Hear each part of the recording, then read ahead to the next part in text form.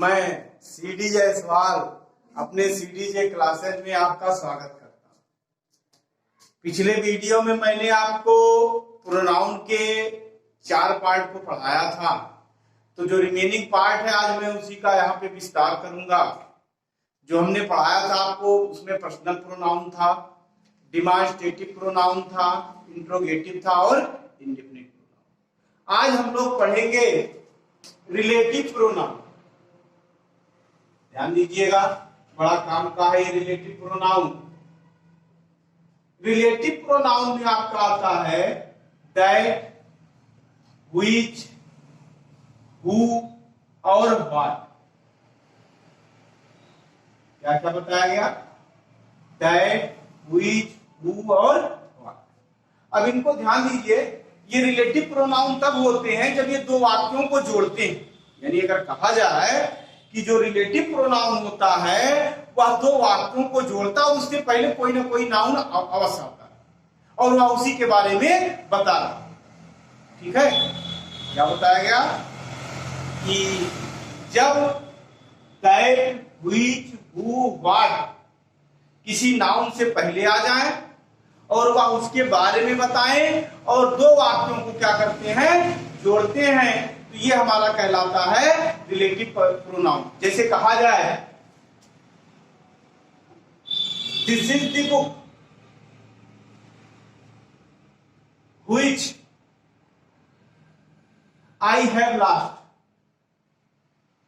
अब इस सेंटेंस में देखो, ये व्हिच आया हुआ है, क्या कर रहा है, दो वाक्यों को जोड़ रहा है। किसको किसको? दिस इज द बुक और आई हैव लॉस्ट। ये तो सेंटेंस है, इनको जोड़ दिया।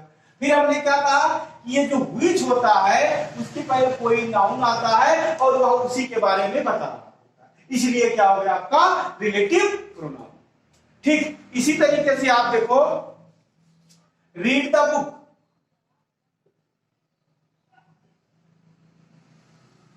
That you like. उसी तरीके से भी क्या है, देखो ये सेंटेंस है आपका, दूसरा ये है, इसको क्या कर रहा है, दैट जोड़ रहा है और इसके पहले देखो नाउन आया है। यही हमने कहा कि जब ये रिलेटिव प्रोनाउन होगा इसके पहले कोई ना कोई नाउन आएगा और वह उसी के बारे में बता रहा होगा और दो वाक्यों को जोड़ रहा है, तो इस तरीके से हमारा वाक्य बन जाएगा। या जैसे एक वाक्य और देखें, they gave him what he wanted. अब इस सेंटेंस में आपका ये जो व्हाट है क्या कर रहा है, दो वाक्यों को जोड़ रहा है। तो हमने डिफिनीशन में बताया कि रिलेटिव प्रोनाउन क्या है। रिलेटिव प्रोनाउन वो शब्द है या रिलेटिव प्रोनाउन वो होता है जो दो वाक्यों को जोड़ता है। और इसमें कौन कौन से शब्द आते हैं तो आपको बताएगा, दैट है, व्हिच है, हु है और व्हाट। जैसे एक सेंटेंस हु से भी देख लें, दिस इज द बॉय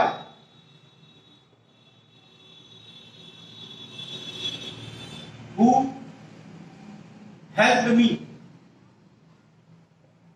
ठीक, अब आप जानते हो कि हु के 3 फॉर्म चलते हैं, हु, हुम, हुज। ये आपको पढ़ाया जा चुका। ठीक, तो इसमें से कोई भी हो सकता है, ये भी हो सकता है, ये भी हो सकता है और ये भी। तो इस तरीके से आपने पढ़ा रिलेटिव प्रोनाउन। तो रिलेटिव प्रोनाउन को याद रखिएगा और आपका ये जो रिलेटिव प्रोनाउन है जैसे व्हिच है, हु है, व्हाट है, इससे इंट्रोगेटिव आपका प्रोनाउन ही बनता है। रिलेटिव प्रोनाउन के बाद आपका आता है रिफ्लेक्सिव प्रोनाउन। ठीक, रिलेटिव के बाद क्या आएगा, रिफ्लेक्सिव प्रोनाउन। और जो आपका रिफ्लेक्सिव प्रोनाउन होता है वो सेल्फ या सेल्फ किसी प्रोनाउन में, प्रोनाउन के पॉसेसिव या ऑब्जेक्ट में। तो ध्यान रखिएगा, सेल्फ कहां लगाएंगे, जब सिंगुलर होगा प्रोनाउन आपका, और सेल्फ कब लगाएंगे, जब आपका प्रोनाउन प्लूरल होगा। दूसरी बात, फर्स्ट पर्सन और सेकंड पर्सन के पॉसेसिव फॉर्म में सेल्फ लगाने से या सेल्फ लगाने से आपका रिफ्लेक्सिव प्रोनाउन बन जाता है। क्या बताया गया, फर्स्ट पर्सन और सेकंड पर्सन के पॉसेसिव में सेल्फ लगा देने से रिफ्लेक्सिव बनता है। और थर्ड पर्सन के ऑब्जेक्ट में सेल्फ लगाने से या सेल्फ लगाने से रिफ्लेक्सिव बनता है। या जैसे देखो आपके रिफ्लेक्सिव शब्द कौन कौन से हो जाएंगे। फर्स्ट पर्सन में आपका आता है माई, तो माई में सेल्फ लगाओगे, ये पहले रिफ्लेक्सिव लिखिए,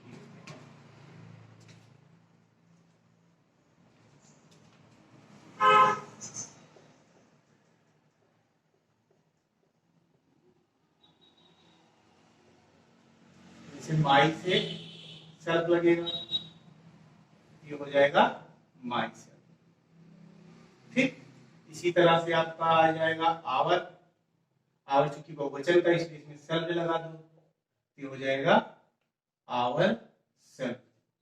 इसी तरह से यू में दोनों लगता है, योर प्लस चाहे आप सेल्फ लगाओ चाहे सेल्फ लगाओ, दोनों में से कोई एक लगा सकते हो।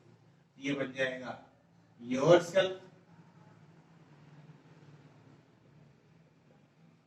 या योर सेल्फ, दोनों में से कोई भी कर सकते हो। मैंने क्या कहा था कि फर्स्ट पर्सन के पॉसेसिव फॉर्म में, देखो पॉसेसिव फॉर्म में आपके फर्स्ट और सेकंड पर्सन के पॉसेसिव फॉर्म में सेल्फ या सेल्फ लगा देने से रिफ्लेक्सिव बन जाता है। और थर्ड पर्सन के ऑब्जेक्ट में, जैसे थर्ड पर्सन का आपका हिम है, इसमें सेल्फ लगाओगे, ये हो जाएगा हिमसेल्फ।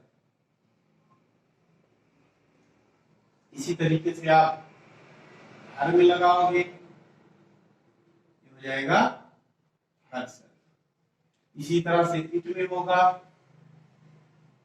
ये हो जाएगा इट सेल्फ।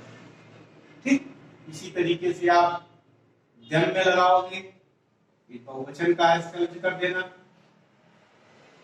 ये हो जाएगा आपका जम सेल्फ। ठीक, तो इस तरीके से हमारा ये बन जाएगा। अब ध्यान देना, रिफ्लेक्सिव प्रोनाउन जो है हमेशा आपका ऑब्जेक्टिव केस में कार्य करता है, या यूं कहिए कि जब कर्ता का एक्शन यानी कर्ता द्वारा किया गया कार्य सब्जेक्ट पर ही क्या होता है, आ जाता है। रिफ्लेक्स मतलब यूं होता है आपका प्रतिबिंबित होना है, रिफ्लेक्स का मतलब उसी की जीराक्स कॉपी।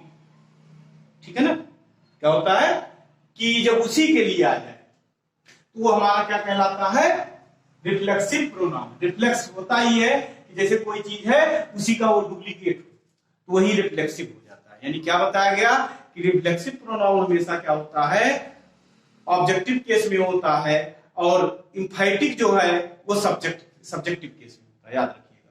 तो जैसे हम सेंटेंस कोई लिखे, आई हर्ड माई सेल्फ। अब यहां पर देखो क्रिया के बाद आया ऑब्जेक्टिव केस है, तो यहां पर माई सेल्फ क्या हो गया, आपका रिफ्लेक्सिव प्रोनाउन। या जैसे कहें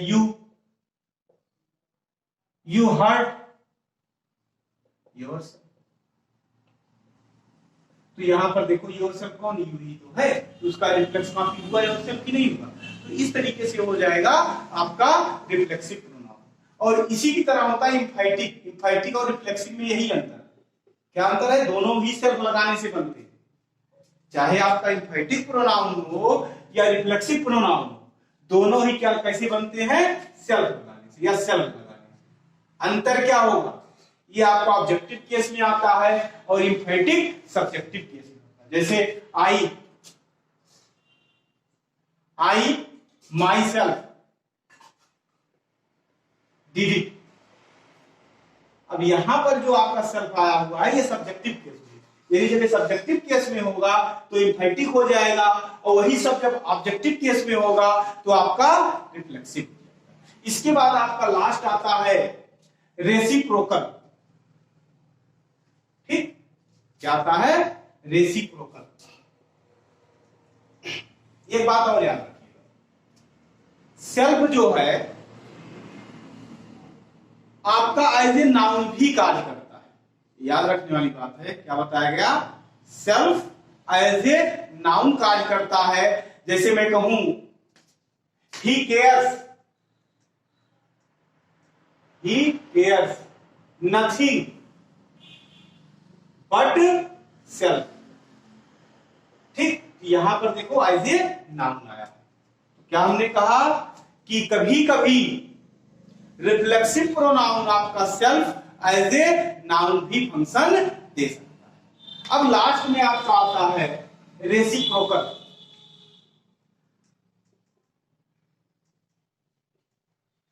प्रोनाउन,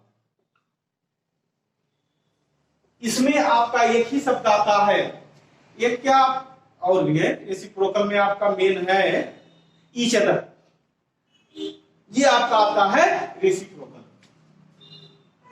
ईच अदर, इसमें आता है रेसिप्रोकल। जैसे राम एंड श्याम,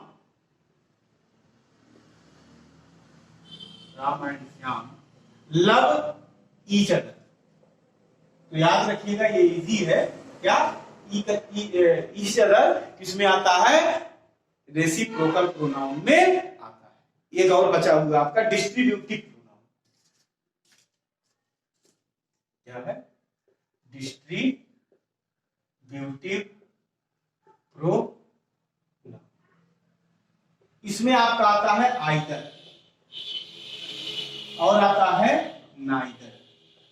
ठीक, क्या क्या बताया गया, आइदर और नाइदर, या आपका एक और है ईच। ये तीनों शब्द आपके आते हैं डिस्ट्रीब्यूटिव प्रोनाउन। ठीक है, जैसे कहा जाए each of the boys has come. तो यहां पर जो है ये आपका क्या है, pronoun. Either of the book,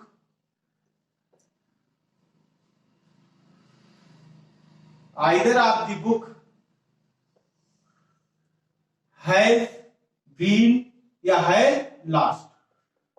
अब यहां पर आइदर का अर्थ होगा दोनों में से एक, और ईच का जानते हैं प्रत्येक होता है, और नाइदर मीन्स हो जाएगा दोनों में से कोई। जैसे कहा जाए neither of the two students, two servants has come, या केम भी कर सकते हैं, केम। ठीक, तो क्या बताया गया आपको डिस्ट्रीब्यूटिव में आपका आता है आइदर, ईच और नाइदर, और उनका हमने पहलू बताया। तो याद रखिएगा। इसी के साथ मैं अपना वीडियो यहीं पर समाप्त करता हूं। जय हिंद।